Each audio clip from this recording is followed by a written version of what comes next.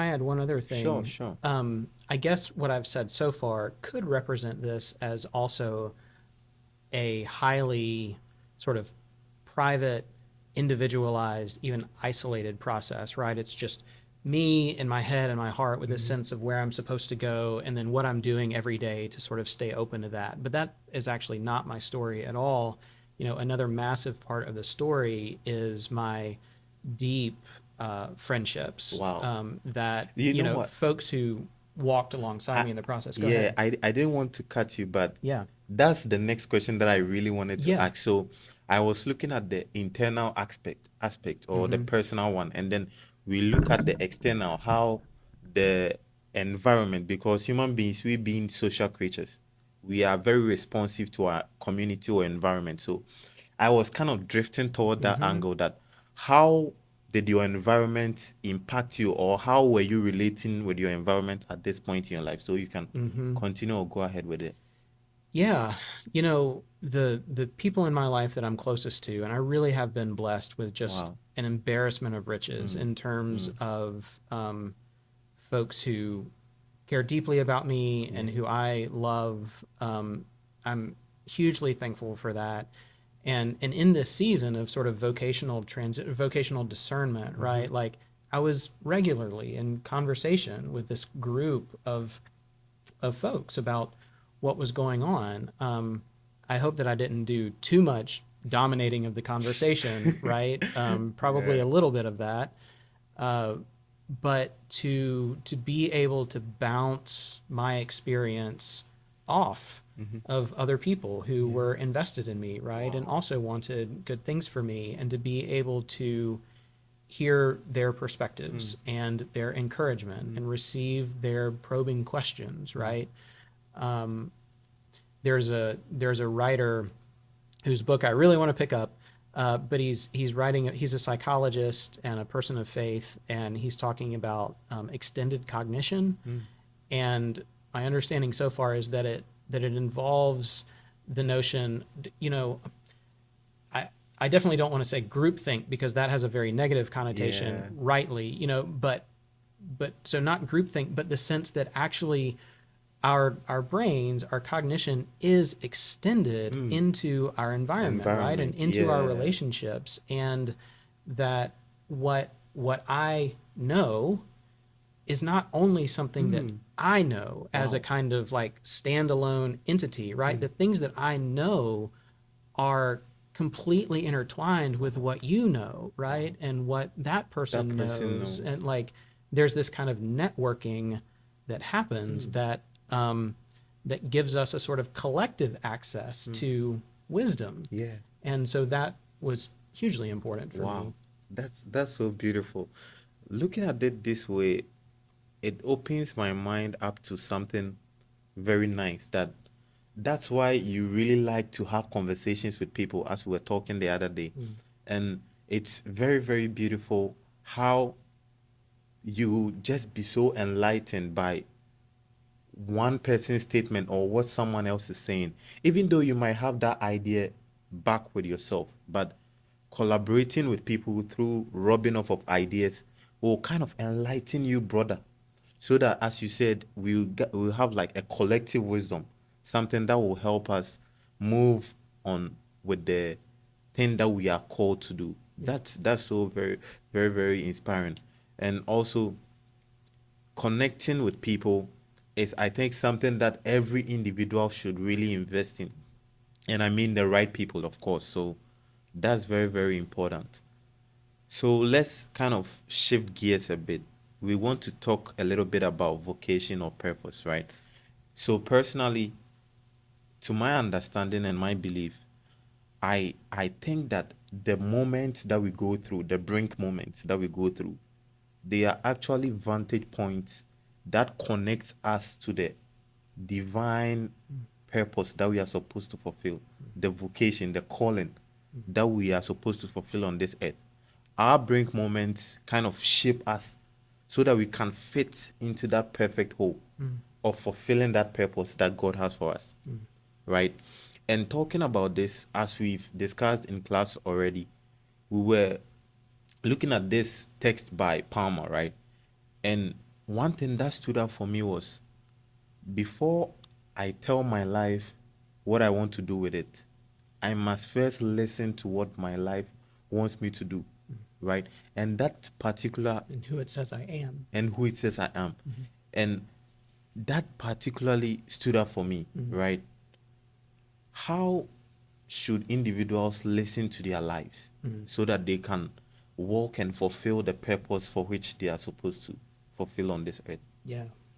Yeah, that's a great question. And it's such a big question. Sort of a question for like a whole podcast series, I Yeah. think. But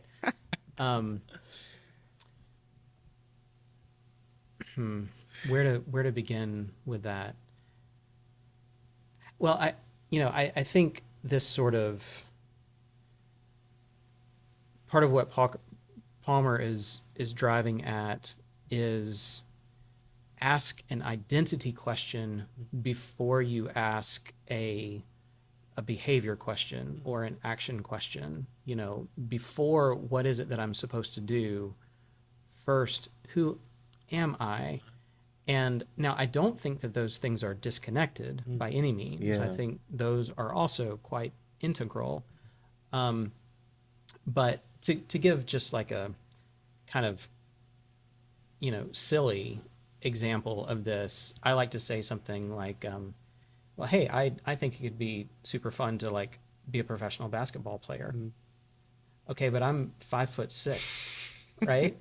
So like, this is not a thing worth pursuing because I am someone in my body Yeah. who's not built for that, For that, right? yeah. And so that's silly, but there are all kinds of ways that I might say, man, I think it would be super cool to have that kind of life or engage in that kind of work, but I might in examining myself through introspection, through my experience in relationship with other people, I may discern that's a beautiful way to live a life, but it doesn't fit for you because you're a different sort of person. Like, you're the sort of person who is called to live this other beautiful life, right? That there are as many ways to live a beautiful life as there are people, right? And to live somebody else's beautiful life is not going to be beautiful for me because there's going to be this sort of rift in my being, Your being, the whole yeah. time, right? I'm living Yeah. somebody else's story. Yeah. And that is not to say that there aren't values that do transcend individual experience, right? Yeah. That are sort of deeply and fundamentally human. But it is to say beauty is particular. One of the ways that some theorists of beauty talk about what it is, it's certainly not the only way, but they talk about fittingness. Does something fit its particular context and purpose? And that's one way of kind of evaluating beauty. So I feel like I'm getting a little bit afield of your question, but how does one listen to their life?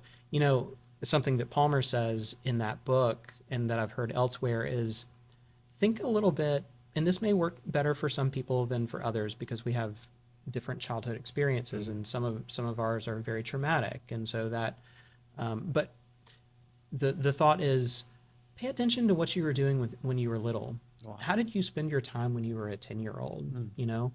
And there may be some hints in there about kind of gifts that you've been endowed with from the beginning. Now, again, like some people's childhoods are tragic, right? Yeah. And so not everyone is going to be able to look necessarily and find those kind of nuggets of gold, but happily that's not the only place to look, Yeah. right? Where are the places, where do I feel any experience of lightness, an experience of vitality? What am I kind of naturally good at? Like what comes easy to me, To me. right? Yeah. And this doesn't have to be sort of conventional skills or activities like I'm good at accounting, right? Like, oh no, that's too far down the road Yeah. already. Like that looks like a particular career. It can be quite simple. It can seem unimportant, but paying attention to, yeah, what comes easy, where do I feel a kind of vibrancy Yeah. in things? People who love me, what do they see in me? Like, what do they say stands out to them about me, About you. right? Sort Yeah. of paying attention to all of those things, because the truth is that we are all gifted. And moreover, we are all gifts. Like, we in our person, like, are gifts to the world. And so, yeah, attending to what is the shape of that? What are the Yeah. particular contours of that in my life that are different than they are in your life? I think that's a part of listening Listening to to. my Yeah. life. Yeah. Wow. So we are gifts, and also we have gifts. We've been given gifts by Mm-hmm. God, and paying attention to that might help us discover who we are and then translate it to what we are supposed to do, right? Mm-hmm. Talking about gifts, I want to recall a conversation that we had last week about weaknesses, right? Mm. So your gifts or your strengths or your capabilities, things that you are really vibrant at doing, you are excellent, phenomenal at doing, right? When it comes to our weaknesses, how are we supposed to approach it? Mm-hmm. Are we supposed to just embrace our weaknesses Mm-hmm. as we begin this journey of fulfilling purpose? Or are we supposed to find like a solution or a way to solve these weaknesses or arm ourselves Mm-hmm. to turn them into our strengths? Yeah. Right. That's a great question. And I think that there's more than one way, more than one appropriate way Mm, to approach weakness. mm, Um, we can think about the kind of weakness that might come when we say have an injury yeah. and we're going to be on crutches for a while, Oh, wow. and we get some atrophy in those leg muscles that we're Mhm, not using, and that is a weakness mhm. that at a particular time, once an injury has healed, we're going to want to intentionally build back up, Yeah. right? Yeah. We're going to want to say, okay, that's a strength that is important for me on a day-to-day basis. I want to do some work to build that back up. And so I think that there are contexts where it does make sense to identify a weakness that is not a natural Yeah. weakness, right? And say, it would probably be helpful for me to give this some attention, to do some exercise, as it were, to build that up. But I also think that we need a really sort of robust category of weakness that is not negatively connoted, right? Mm, There is weakness that is a part of our particular design, mm. right? Like, Wow. if if we were all called to the same strengths Hmm. and to all the possible human strengths, then there would be no diversity in the human race, Wow. right? Like, Yeah. we would all be walking around as the same person. Mm. Look, you're all supposed to be strong in all of these ways. Therefore, you're just a bunch of clones, Mm. right? Yeah. And I think that there's this beauty in God's design that you have inherited, like, you have been gifted, you have been designed with a set of strengths that are different than mine. Mm. And the flip side of that is that there are some strengths that don't come naturally to you that come more naturally to me, and Wow. vice versa.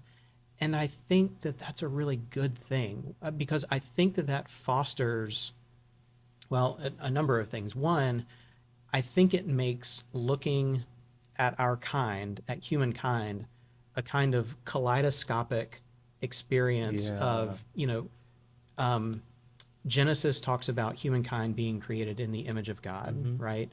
Uh, and there's a plurality in that. It talks about all of us in our diversity being created in the image of God. And so it means that yes, when you look at me, you can see something of God, and when I look at you, I can see something of God, but I'm going to need to keep looking and looking and looking and looking to fill out that picture, right? Wow, I need to yeah. turn the kaleidoscope because I'm only getting a little taste here and Pieces, there. yeah. And then another thing that I think it really invites us to, this difference Mm-hmm. in our strengths, is a kind of interdependence, Mm. right? Like, um, I can't do everything by myself. Yeah. Like, I need my fellow Mm. humans, and turns out they need me as well. And as you talked about us being social creatures, Mm. right? Um, I'm a Christian, and so I think about the Godhead in terms of Trinity, Mm. God as a A community community. in one, Mm. right? That Wow. is this mutual, this eternal dance of giving and receiving. Mm. And if we're created in that image, Image, in yeah. that relational image, um, then yeah, you. We are supposed to kind of like exhibit that same trajectory. Mm-hmm. Yeah, it's really kind of settles in on the fact that we humans, right, our weaknesses actually make us unique. Mm. And piecing, I used to say this thing that God is not unidimensional, it's not like one dimension, He's multi. So each individual kind of like represents a strand in God. So when we all come together, the aggregation, right, of all our dimensions make that supreme being or God who like represents how he is in majesty, in excellence and all that. So we should actually in a way embrace our weaknesses. It makes us unique, it makes us diversified, which is very, very beautiful and excellent. And at the same time, we must also work on the ones that we are kind of supposed to work on to help us become who we are supposed to be. And you didn't, you said something that was really nice. And I want us to unpack, talking about how you didn't really mention weakness. You said a strength that you are not really acquainted with or like you are not really familiar with. So we should just see them all as strengths, as a part of us, but it's just that we've not exercised that muscle enough, right? So it kind of feels like we are weak at that aspect, but it's just that on a spectrum, we are just at a lower level with it. If we keep exercising or working on that particular thing, we are going to be very effective at using that particular part of us or side of us, and it can be a strength that can help us explore other dimensions. And that's very beautiful. Looking at this, right? How a moment in your life, your brink moment, looking at it, how has that shaped you or armed you for the future if you encounter any brink moment in your life, any situation of unexpected occurrence or something like that? How has the previous one armed you or prepared you to face that kind of Yeah. moments that will come your way? Because I believe our brink moments doesn't really come to an end. It's kind of like anytime you get to that point, it kind of shows a shift. You are in an exodus. It's like an exodus. So within that transition, it prepares you for the future, right? So how has the previous one prepared you for the next one that you might encounter Yeah. in your journey of life? Yeah, I love that sense of there being a continuing Mm. sense of this, right? That if we're fully present to our lives, then every moment is calling for something from us, right? Yeah. Like it's an encounter. It's a proper moment, Mhm. that um yeah, a moment of discernment. What does this moment require of me, or what is it inviting me to? We read a poem about the Yeah. Annunciation, Mhm. right? With this idea that there are repeatedly these moments of invitation Yeah. in our lives. Yeah, and it's a wonderful question about what this particular kind of outsized brink moment has has given me for future ones. And I would say, like, the thing that first comes to mind is patience. Wow. I think it's cultivated a power of patience because, if it was 2019 or before, when I was experiencing this malaise and, really, tired and wanting to move somewhere else, and then it's December 2024 when I get a job offer to enter the chaplaincy that feels like, again, this much more kind of aligned expression of my own calling, and not by any means that that's the end of that story either, but just looking at that little snapshot, like 2018, 2019 to 24. 2024, Yeah. right, of this passage of time of kind of grappling. And I remember looking at a friend of mine in this same time, kind of a new friend of mine, who had also stepped away from one job and was kind of starting this new thing. And then all the gears were clicking for him. Like these new opportunities were opening up, and he was fairly quickly like into that sweet spot for himself. He was Yeah. in a place where he was getting to sort of exercise all of these beautiful gifts. And I'm looking at him and I'm like, oh man, that's amazing. Why is it taking so long for me to get to that spot, right? Yeah. But I think that there's absolutely a gift in that waiting Yeah. for me, Yeah. and to, yeah, so this power of Mm. patience and endurance and of hope, Mm. right? That doesn't, not some kind of like cheap optimism, Mm. right? But some kind of Yeah. deep, some sort of deep trust that there is a power, and I believe like a person sort Mm. of working over my head, so to speak, or in invisible ways. Mm-hmm. And I believe that that person is good and Mm. working out Mm. something beautiful. Yeah. And let me just keep my eyes open for how that is unfolding today Yeah. and this week. And gosh, this is slow, but like I'm gonna, I'm I'll gonna be get here through for it. it, Yeah. like, Yeah. yeah. Yeah. And as you go through it, you kind of feel a sense of growth Mm. as you are passing through these moments. And I was telling my friend recently, um, doing multiple things at the same time, and I was kind of like, bro, we actually need to take this life journey one day at a time. It's good to plan ahead. It's good to have a vision for the future and do everything preparing for the future. But at the same time, you need to take it one day at a time. Mm. I think that is very, very important. I don't know how much I can kind of like pound on it, that take it one day at a time. You don't have to rush through the Mm-hmm. time. You just have to take your time and enjoy the moment. Be attentive, Mm-hmm. be present, and just take in all these things that you are going through. As you go through it, you realize that at the end of it all, you've achieved a sense of growth. Mm. And patience, as you said, is very, very important. Wow. I That's also think mhm, that a couple of things that attach to that, taking it a day at a time and being attentive, mhm, are, I think, openness and humility mm, are both a part of attention, right? Because if I'm paying good attention, then I'm willing to be surprised. I'm willing to learn, and that involves a kind of humility as well, right? Like I'm not so wedded to my sense of how the world is and how it ought to be, that this thing that's in front of me, mm.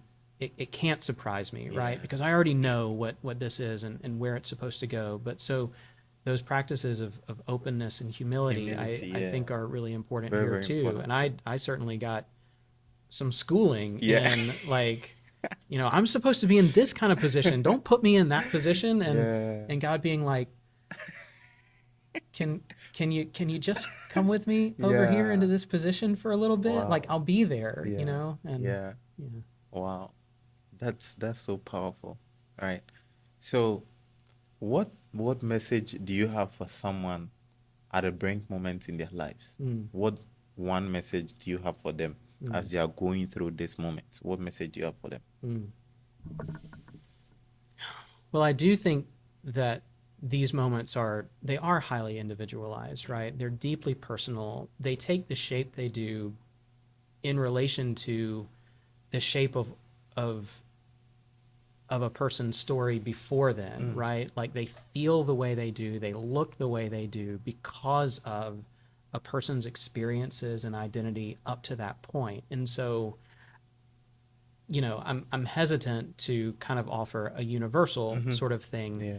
but if I were going to move in that direction, I think it may have something to do with a posture of inquiry and a posture of hope, which I think are related to each other. I am someone who believes that we each are beloved,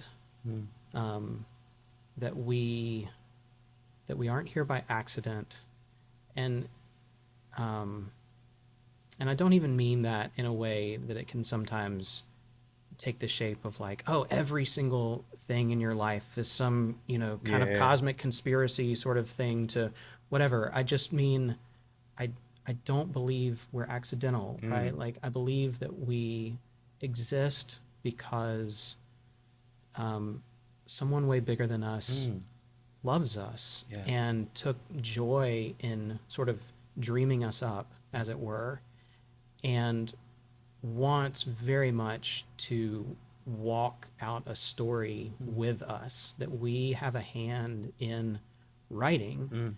And so in these dark and destabilizing moments of uncertainty and doubt and potentially of despair, I think that a posture of inquiry that is asking, okay, what do I not understand right now? What am I not seeing? And I would say, yeah, inquiry and conversation, right? To reach, because both of those reach outward, right? They reach for relationship, to ask a question, or even to make an accusation, right? This isn't fair. Like this isn't the way that it's supposed to be, is to engage someone else in conversation, is to engage someone else in relationship. And whether that takes the shape, it may not be that everyone immediately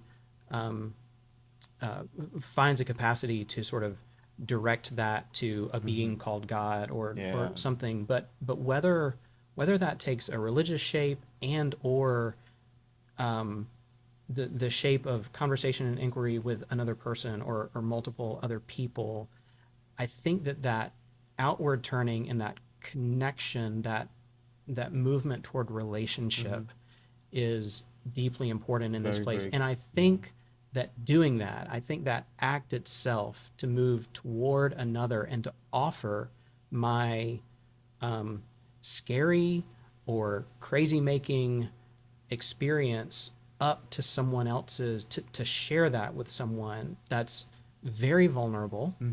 And I think it is an act of hope. I've actually started something very new where the guest for the previous week, right, will leave a question for the next guest, right? So, what is one question that you ask? I would say your future self. That will be the person who will be in your position the next time. So, what is one question that you would like to ask the next person? Sort of oriented toward brink moment Brink kind moment, of yeah. stuff. What could you not have known or not have become without an experience of darkness? Wow. Thank you for coming once again. It's a pleasure. Such a having privilege. you. God bless. Of course. Whatever brink moments that you are in, you find peace and experience growth at the end of the day so that you can fulfill the purpose and the calling that God has for you. Thank you so much. Bye-bye.